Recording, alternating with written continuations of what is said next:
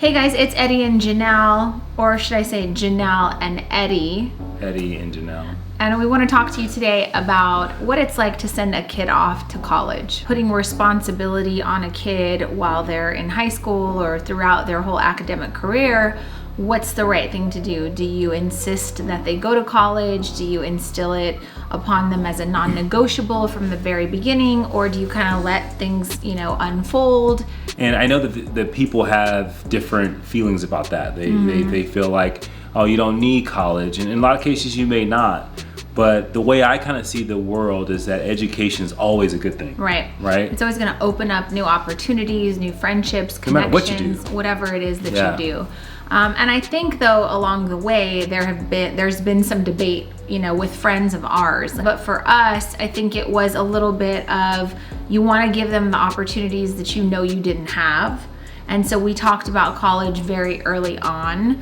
And it was instilled in them. Specifically to go away from college. Right, That's very specific, and that's kind of what we're going to talk about in this video. I think that'd be one bit of advice that we would give to parents who are raising small children. When you're talking to your kids about what they want to be when they grow up, a couple of points. One, we live in a world where you don't have to have life figured out, period. So don't give them the pressure of having to tell you what they want to do when they grow up. Secondly, we live in a time where you're probably going to have 4 to 5 to 6 different occupations, and that should be encouraged. And so we were very much supportive of the fact that we didn't want you to have life figured out. We also think that you should pursue whatever you're interested in right now and understand that that's not something you have to do for the rest of your life. As long as you continue to move in a direction of progress, though, other opportunities, other things will inspire you, other people will show you different things that you didn't even know existed, which brings us back to why it was important that we instilled being college educated to our kids, which meant not just going to a local college, which if they wanted to, that's fine, but really pushing them to get outside of their bubble of where they were raised for 18 years. Yeah, because I think we knew... Because the world's so big. Yeah, we knew that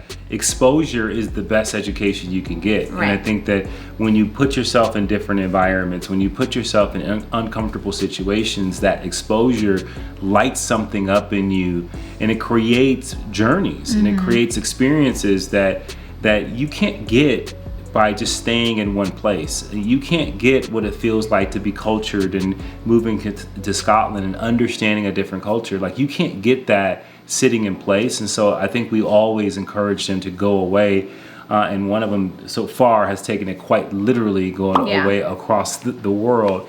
But over 5,700 miles, and that's only via plane. So that didn't include like jumping from one continent to another, right? Right. We've explained to them that's an investment. Yeah. We are making an investment in you, but I think that return on investment, and I'm not saying they got to pay us back, but I think they pay us. I think they pay us back with, being able to be audacious and to go after their dreams and aspirations. That's how they pay us back. Yeah, so let's talk about that though, because we had a lot of learnings with our 3 daughters around who pays for college, how much should college be, what's the right kind of, avenue to take when it comes to funding college. And so I think we learned with our first daughter, she wanted to apply for all kinds of colleges. Some were Ivy League, some were super high-end colleges, very prestigious colleges, and we wanted her to do that. Why? Because we are not the kind of parents that want to shield you from rejection. And if you don't get in, then that's something, you got to kind of learn how to cope with, because you're not going to be told yes to every opportunity that you go after in life. So one, we encouraged her to apply to many different colleges. Yes, there are college application fees involved, but I think it's a good experience, especially if you're not into acting or some sort of performing arts where you have to audition and then actively pursue rejection, right? So she got into every college, I think, except for 1 out of 7 that she applied for, which was fantastic to have options. She felt really proud of herself, and that was a great, experience. The tricky part was when she decided she wanted to go to a college that was outside of our budget.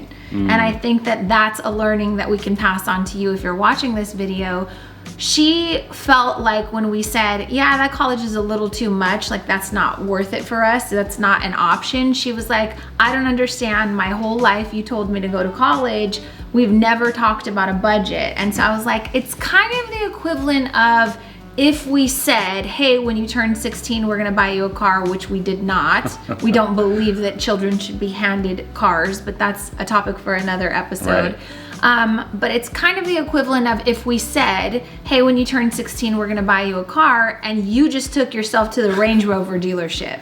Like, that's never not, said a budget. Right, that's not what we said, but I understand your interpretation. And so we had to kind of go back to the drawing board and say, okay, what can we afford? What is the budget? And I do think that that's going to change with every kid. One, because hopefully if you're pursuing, you know, growth as a couple, your income's gonna increase as you get down the ladder of kids. Well, yeah. But also your knowledge, right? And so what we learned was we need to establish a budget. Here's what the budget is. And then it's also gonna vary per child what you're willing to invest based on their interests, based on their skills, based on what they're dedicated to, based on their field of study. It really comes down to, you know, your kid, right? And you know them to, if they are a person that can stay extremely focused, they're disciplined, they have really good grit and resilience.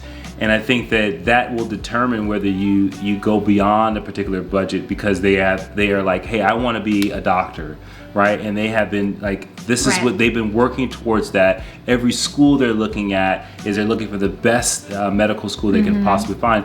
That's something that you should be willing to invest in. But if you have a kid that's unsure, then I think you have to have a budget. I think you have to say, okay, well, if you're unsure, then let's make sure we're not overspending on uncertainty, and making sure that, hey, whatever this 4-year university helps you kind of get to a place where you feel more certain. And then once you get really specific, then we can make a different assessment of like where you can go. But I think with our oldest, it really came down to having a conversation, and then also communicating, if you want to go beyond the budget, here's how this affects you, because this is where you would have to take out a loan to do that. And I was proud of her in that moment where she was like, I don't want no debt. So, well, we had a conversation about that, and it was like, okay, even if she says yes, what will we do? Because we still have to put parameters around that. When you're 18, 17 years old, you don't know what it means to sign up for debt. You just know what you want, right? So that's a conversation that you're definitely gonna have to have. But I do wanna be clear that, like, if you have a child who doesn't really know what they wanna do, that's not a problem. That's just like, okay, we gotta do something to inspire you. So let's consider community college, right? Because you can go to community college, take all the general ed. It's super inexpensive, it's affordable, it's convenient, and not have to go too far from home. So I don't want to discredit that option, because that's a very important option.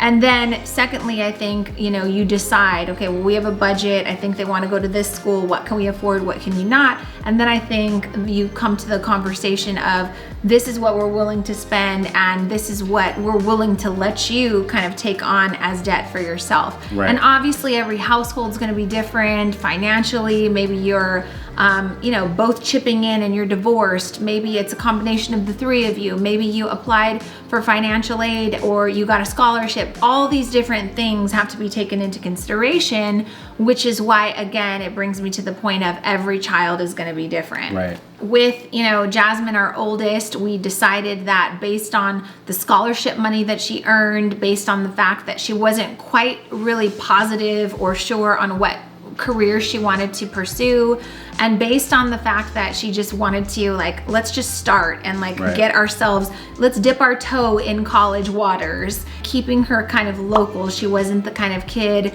that wanted to go away to another country or another state across the US. And so we made the best choice for her.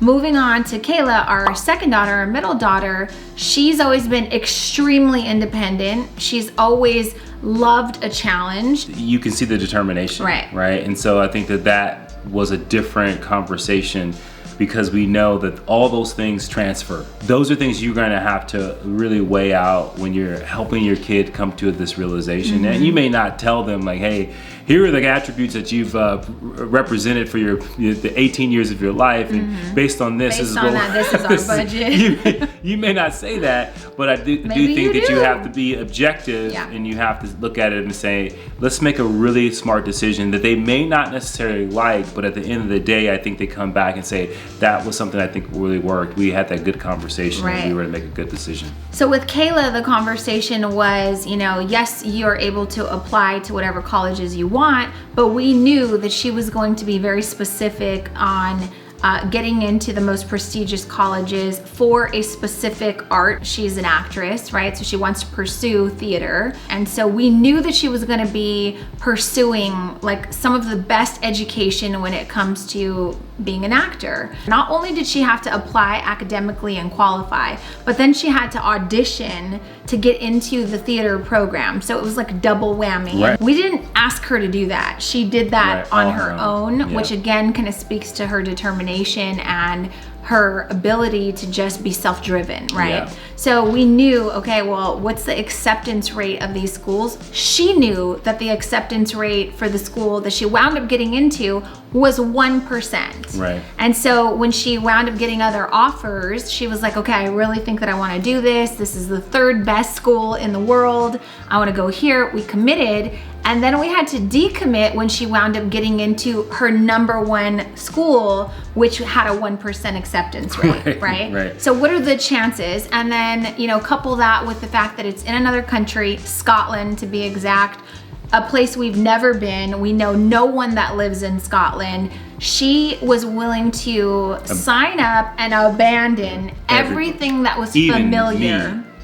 Even her parents, even her friends, like every single thing that's known and familiar, she was committed to abandoning that in order to pursue greatness in something that she's passionate about. Yeah. You can't say no to that, right? And so we've recorded many podcast episodes, which we'll link in the show notes here, but parents would say things like, you're gonna let her go to Scotland? And we're like, let her, she earned the right to be there. Why would we stand in that way? Because of a selfish need to keep our kids close. And I think that that's something you have to protect yourself from, is that selfish need to want to keep them close. Because look, let's face it, you raised them, and so you kind of want to see this thing through. But the reality is at some point you got to let them go. Yeah. It's not easy.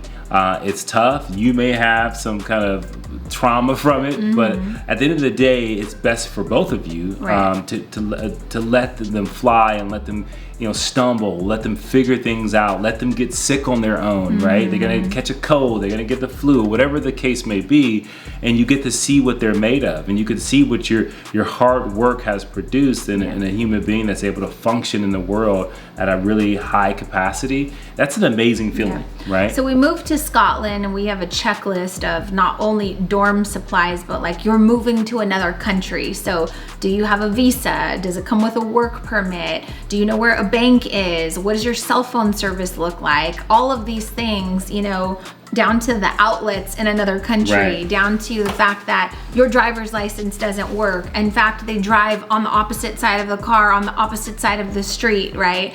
And so everything is different. You got to find out where you're gonna get your teeth fixed if you lose a tooth and you need to go to the dentist, right? Where is there an emergency? Because mom and dad are not coming to save you, you've got to figure out how to do this on your own. So when we took her to Scotland, we were there for a week and we helped her get all of the things that she needed for her apartment. We're talking about frying pans. And I think in that moment, we were talking with another parent while we were there. Like, are you sure you taught your kid everything they need to know to not burn down the apartment? What is those little details that you may have lost? The micro failures. The micro failures of parenting. And so we literally went down the list of everything that we think she could be faced with. Yeah, and so it's funny because everything from getting roofied at a pub, because in Scotland you can be 18 and drink, right? So we leave our 18-year-old there. Now she can go party at a pub. Well, you need to know what happens if you get roofied. You need to know what happens if someone drugs your drink. Well, we would tell her, if someone brings you a drink, you don't know where the drink came from, don't drink the drink, right? Like life skills like that I think most times you probably will skip over because you don't want to encourage drinking, but the reality is they're gonna drink. So you might as well be real and tell them, like, hey, these are the things that can happen. This is how you watch out for yourself. But I think there's going to be some like young parents watching this, and I will tell you, one of the things that is so important when you kind of forecast sending your kid to college, and if you're starting now, you want to equip them, like, make them as independent as possible. Don't get so consumed with caring for them that you don't allow for them to care for themselves, right? And you don't create an environment where they have to learn how to cook, they have to learn how to do laundry, they have to learn how to handle situations that come up, right? Or self-manage. You gotta learn what happens when the smoke alarm goes off. I bet most of your kids, if they're younger, what's that? Oh my God. Well, what happens, right? What happens if your car breaks down? What happens if your friends leave you and you're stranded somewhere? And all of these things, like, you need to talk to your kids about. And so I would just say, we talk to them about everything. And the one thing that I can be proud of is that we didn't have a ton of rules. Like, we kind of left everything open for discussion. Right. So we didn't say, as they were turning into because we have 3 daughters, as they were turning into teenagers,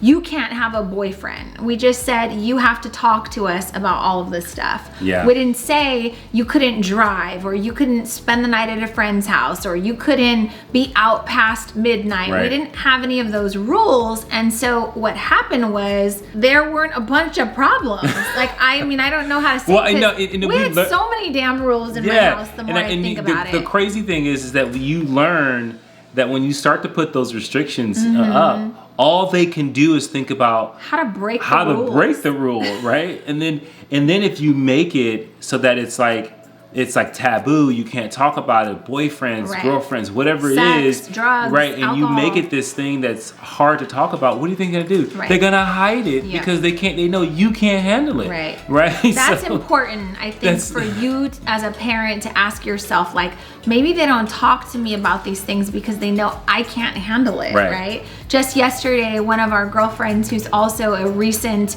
empty nester, she said, oh my God, I was so proud of her. She got, her car wasn't starting late one night last week. And she said, I didn't call you, Mom, because I knew you would panic and freak out. So I just called AAA myself and I took care of it. And she was like proud, but shocked. And then she validated exactly what her daughter said, which was, you're right, I would have freaked out. And I was like, okay, what can you learn from that then? Because if she's literally saying, I didn't call you because I know you would freak out, and you're validating, yes, you're right, I would have freaked out, that's a big learning. That means maybe you don't have to freak out going forward, right? And I guess the last thing that I'll say is your kids are watching everything that you do, and you are role modeling behaviors you don't even know that you're role modeling. If you're anything like us and you got rid of 2 kids in a week, then our prayers are with you, because that's tough. And so, let us know where you're at with your journey with your kids. But I do think that a lot of things that we shared in this video are going to be universally true, regardless of what day and age it is. You've got to make sure that you realize you only have your kids for a very limited amount of time. You've got to let them fail. You've got to let them pursue big, challenging, audacious goals. And you've got to be prepared to let them go and fly. When you let them do those things, that is the greatest confidence booster that you can have. The self-esteem that they will carry with them for their lifetime is what you allow them to take on for themselves. The failures, the way that they come back from them, those things they'll last forever, and they'll take it with them and do amazing things in life. If this video was helpful, informative, if you liked it, please don't forget to subscribe to our channel, leave a comment, let us know where you're at with your parenting journey, and we will see you guys in the next video. Bye.